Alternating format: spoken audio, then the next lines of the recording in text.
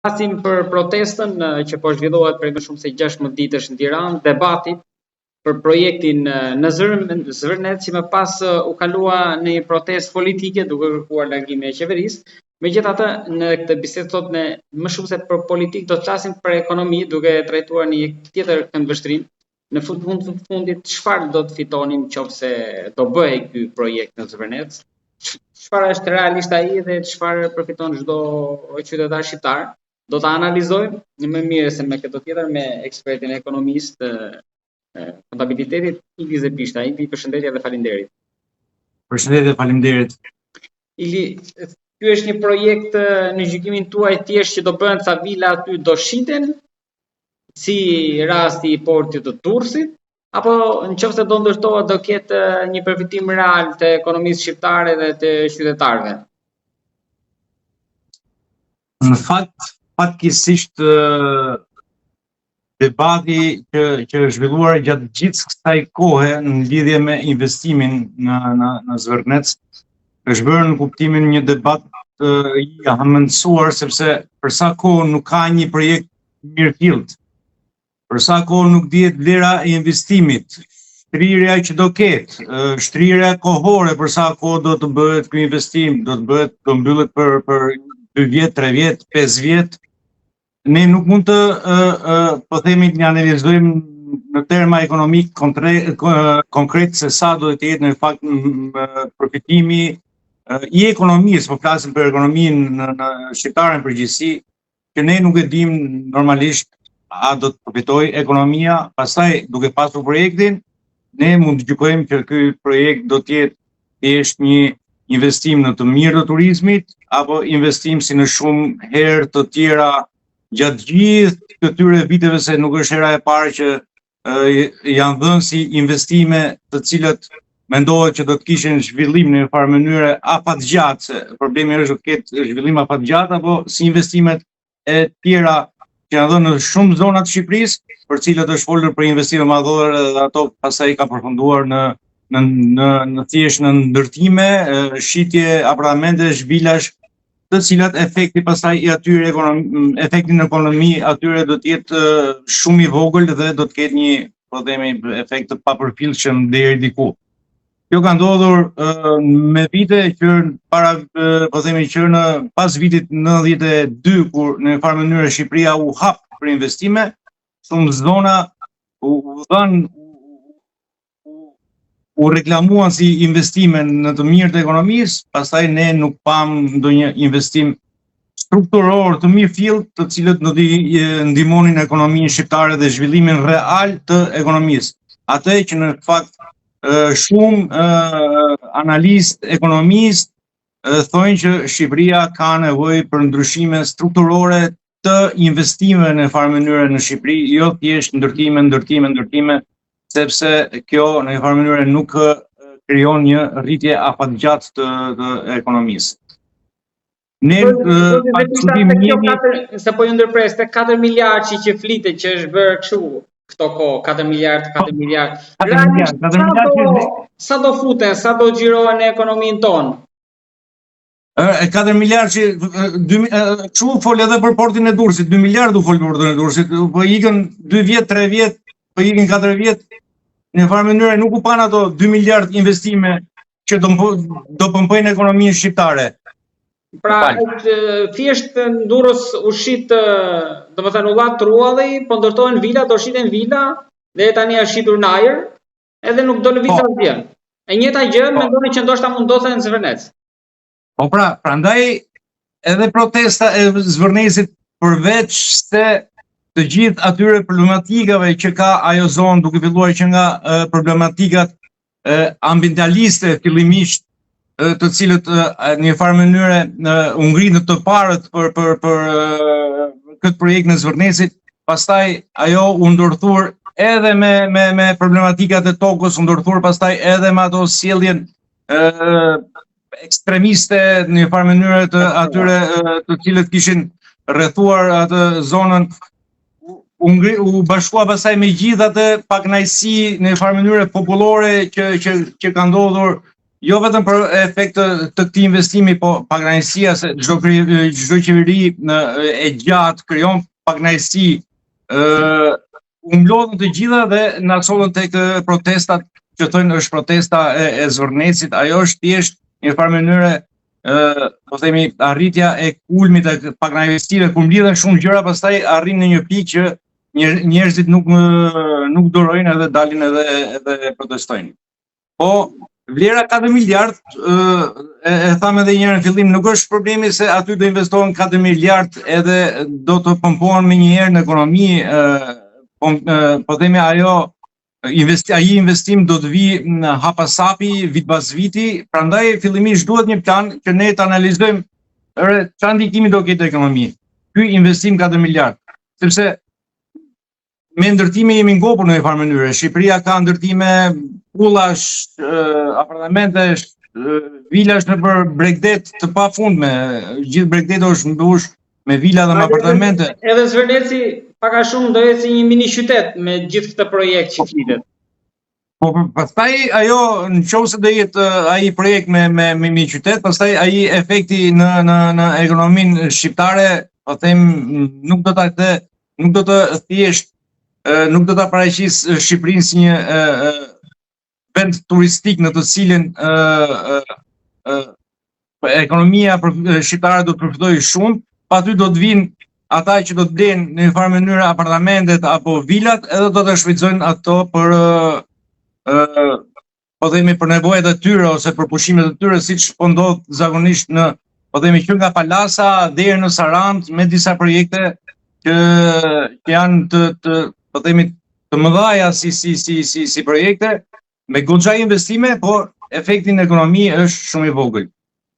Patjetër e para të dalë projekti, e dyta duhet patjetër të hyjë në po themi të zbardhet edhe të hyjë në diskutime edhe me të gjithë ata ambientalistët, fshatarët e zonës ose qytetarët e zonës së Vlorës, që vërtet ata do të japin në një farë mënyre bulën përfundimtare që vërtet ky projekt ata i ndihmon në një farë mënyre, apo më tepër i nxjerr nga po them nga ajo mënyrë jetese që ata kanë pasur deri tani. Nuk mund do bëhet një projekt në Zvornec, kujt do t'i shërbejë? Thjesht ekonomisë shqiptare. E para kur bën investime strategjike do t'i shërbejë qytetarëve, e para ata të vendit.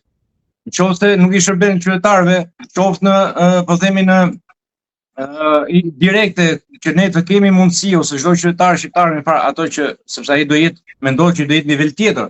Po jo të shkoputet komplet nga realiteti, aty thjesht të vinë disa të huaj edhe të bëjnë po themi ushimet edhe ato ta shfrytëzojnë atë pjesën aq të bukur të natyrës sonë të asaj zone. Zoti Zepisha, ju përmendët lejen, por deri tani ne kemi shfolur shumë media për leje zhvillimore, jo e ndërtimit. Leja zhvillimore çfarë përcakton? Ai ka hedh piketat si do jetë ndërtimi? Normalisht kur jepet një leje zhvillimore duhet e para leja zhvillimore përcakton kufijtë e zonës. Përcakton gjithë sipërfaqen në të cilët do të ngrihet ndërtimi. Përcaktohet një lloj planifikimi ose projekti, maketi që ne kemi mësuar. Ndoshta edhe katët e kodinave.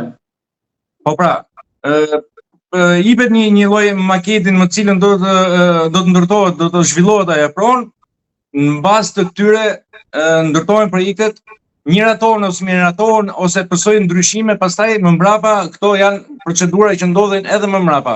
Fillimisht normalisht duhet të ketë po themi një maket në gjuhën popullore edhe ingjenerike për cilën asaj zone është dhënë leja zhvillimore. Nuk mund të jepet leje zhvillimore pa e ditur se çfarë do ndodh në një farë mënyrë. Nuk mund të jepet një leje zhvillimore pa e ditur që tu do të bëhen ndërtesa 2 katëshe, 3 katëshe, vila, pulla, nuk mund të jepet leje zhvillimore në një formë të tillë. Patjetër që duhet të ketë po themi një plan, deri diku një plan për zhvillimin e zonës Zvornecit.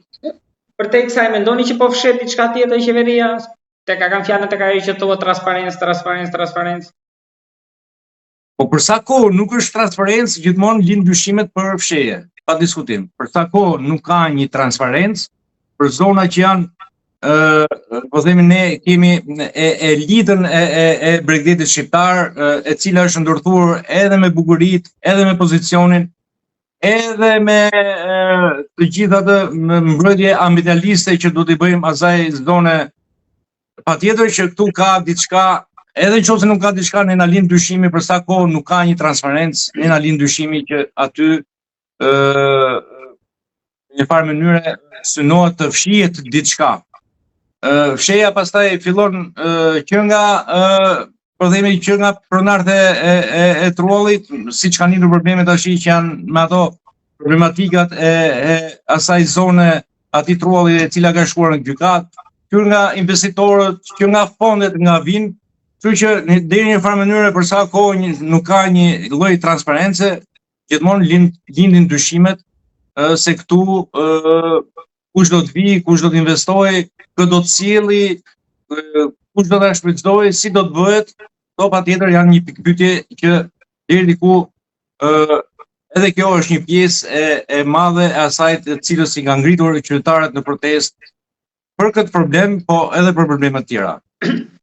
Zoti Zepishta, ne folëm në këtë bisedë deri tani, por nuk përmendëm Sazanin, sepse projektit për këtë ka qenë i lidhur edhe në media të dy bashkë, Zvërneci dhe Sazani, ndërkohë që mos ndoshta është bërë lufta këtu vetëm për Zvërnecin dhe Sazani ka qenë thjesht një kamuflim, okay, do bëhet ajo, por ndoshta ju e shikoni që mund të ketë realisht një projekt edhe në Sazan.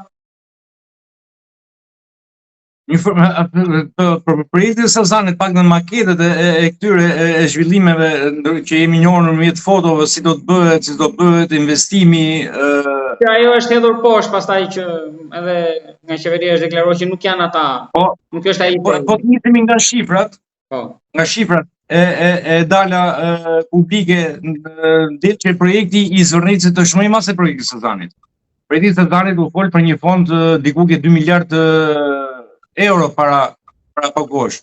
Ndërkohë thuhet që projekti i Zvërnecit është 4 miliard euro. Do të thotë që ky projekt është akoma është dyfishi i projektit të Sazanit. Domethënë, nga shifrat ne mund të gjykojmë që ky do jetë një projekt padyshim shumë më i madh. Pra peshkoja anon nga Zvërneci. Po, edhe për ne që jemi në Shqipëri, që e njohim Bregdetin ton, bukuria e Zvërnecit është e pakrahasueshme me bukurinë e Sazanit. Edhe investimi në Sazan është më i vështirë, me ka investimi në Zvërnec, padyshim që është nga ana inxhinierike, po themi është më i lehtë se sa po themi ndërtimet në Sazan, investimi në Sazan. Kështu që ndoshta mund të jetë, prandaj ne duam një lloj transparence çfarë po ndodh me pronat e Shqipërisë. Ku do të zhvillohen, ne kemi një investitor në një farë mënyrë qeveria edhe nëpërmjet atyre agjencive të zhvillimit nuk është shumë transparente të thotë për qytetarët ose për gjithë shqiptarët që zonat në të cilët janë vërtet zonat në të cilët këtu nuk lejohet të bëhen zhvillime, po themi rastësishme apo nga investitor në nivel të ulët ekonomik ose me pak para, po duhet përcaktoj nëpërmjet asaj agjencie të zhvillimit që të gjithë projektet shqiptar janë, po flas me numra a priori, po themi 5 zona, 6 zona, 10 zona, to janë zona strategjike të cilat nuk mund të lejohen ndërtime të rastësishme ose të vogla, po këto do t'i përkasin investimeve strategjike, kush është investitor është i interesuar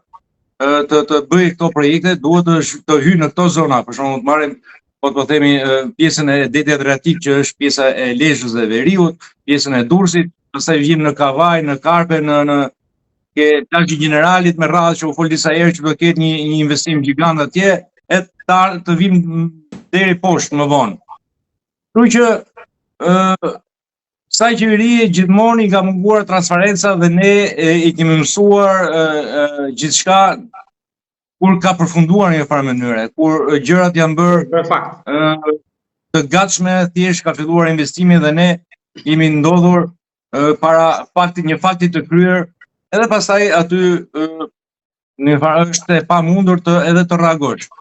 Po mendoj që ka ardhur Nuk jeni pro këtij modeli ekonomik të biznesit, pra mënyra si po bëhet.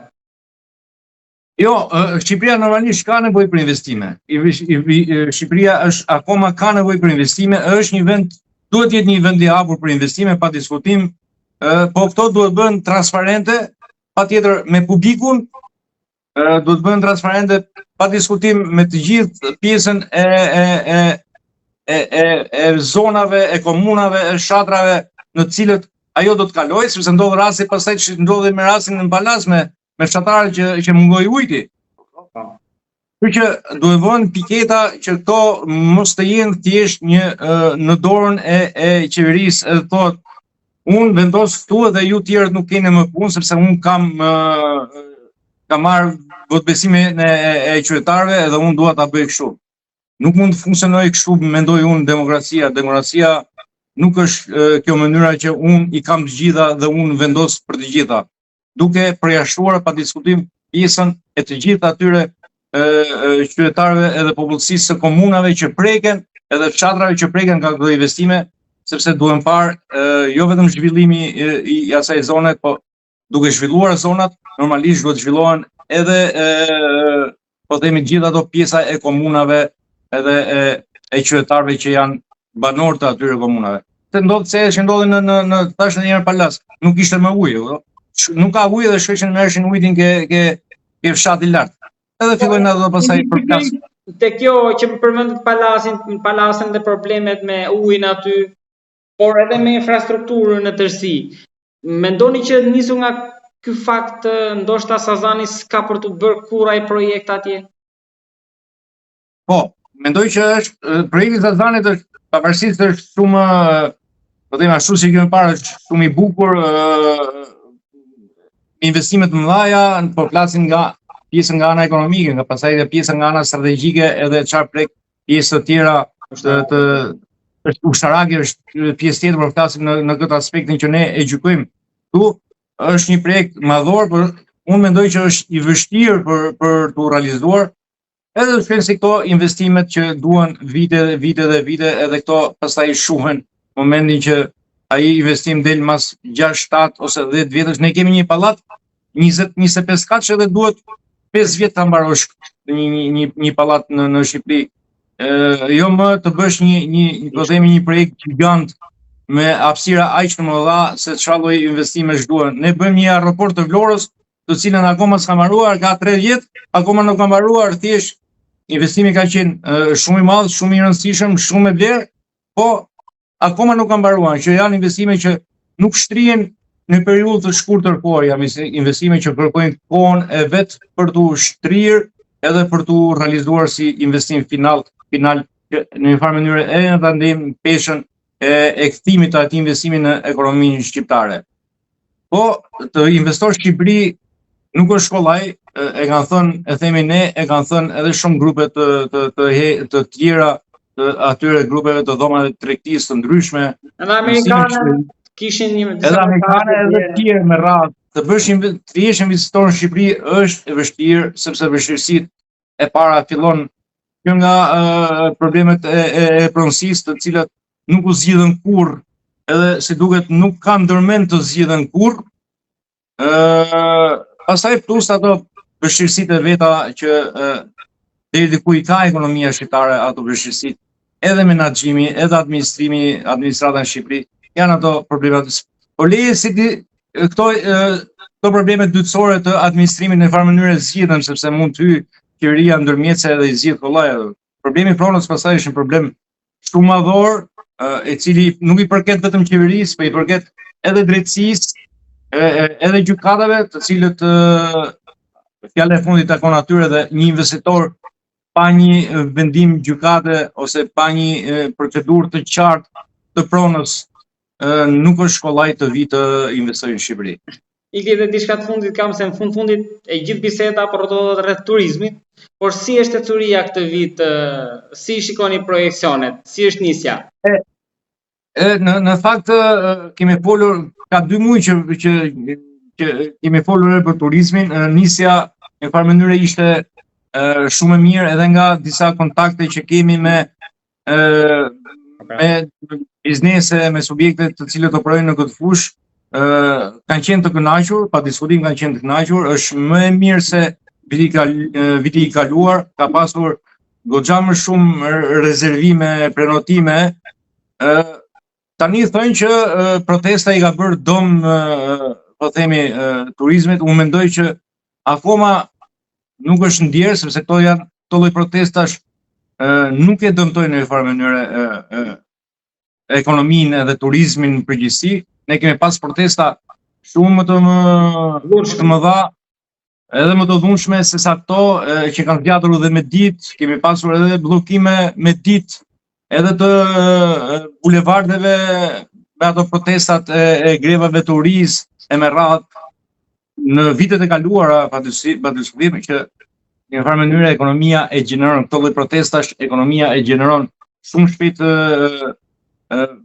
atë humbjen e vet që mund të ketë për momentin, po megjithatë në si përfundim mund të them që këto lloj protestash nuk e dëmtojnë turizmin, përveç se ne turizmin vetë mund ta dëmtojmë me dhunën që mund të ushtrohet, me reklamën e keqe që mund të bëjmë me dashje edhe pa dashje nëpër media edhe social media të situatave që po kalon Shqipëria, po unë mendoj që situata është e qetë, protesta është model pa diskutim, edhe nuk mund të ketë ndikim në përkeq në ekonominë shqiptare, pavarësisht disa mendojnë që edhe jahudhin duhet ta shuajnë në farë mënyrë protestën, e thënë që po dëmtohet ekonomia, po dëmtohet turizmi. Unë mendoj që situata është e njëjtë me vijshmërinë e vet. Ka disa kohë që ne nuk se ishim mësuar me këto shifra her pas hershme. Jo hyn kaq milion turistë këtë muaj, jo hyn aq milion turistë muajin që shkoi, jo po viti kaloi ishte më kaq. Këtë muaj nuk kemi më po themi shifra të tilla, edhe nuk e dim që vërtet këto shmangin qëllimisht për të mos dhënë po themi atë realitetin, apo vërtet ky protestë nuk ka ndikuar fare në po themi në sezonin turistik dhe turistët vazhdojnë të vinë një lloj siç edhe më parë, edhe sipas parashikimeve dhe prenotimeve të tyre. Idit, falenderoj shumë për bisedën. Faleminderit.